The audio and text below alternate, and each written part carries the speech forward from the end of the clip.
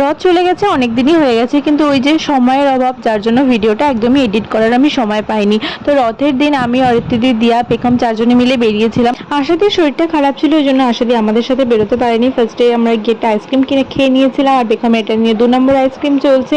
এখানে মেলা বসার সেরকম কোনো স্পেসিফিক জায়গা নেই, বাজারের মধ্যে একটা ছোট্ট মেলা বসে। আর দেখো এখানে কত রকমের গাছ বিক্রি হচ্ছে। পেখম মেলা থেকে এইগুলো কালেকশন করেছে, যার মধ্যে পুতুলটা ওকে ওর অরিত্রি মিমি কিনে দিয়েছিল, আর আমি কিনে দিয়েছিলাম ডক্টর সেটটা।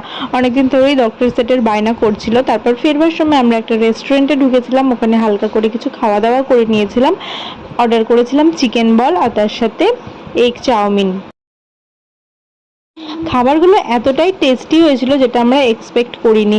তো রথের মেলায় যাব আর জিলাপি নেব না তা কি কখনো হয়? তো আমরা এখান থেকে জিলিপি নিয়ে নিয়েছিলাম, যদিও সেরকম কেউ খায় না তাই অল্প করে নিয়েছিলাম। তারপর ফেরবার পথে একটা পার্ক পড়ে, সেই পার্কটায় ঘুরে আমরা বাড়ি চলে এসেছিলাম। আজকের ব্লগটা এই পর্যন্ত। কেমন লাগলো?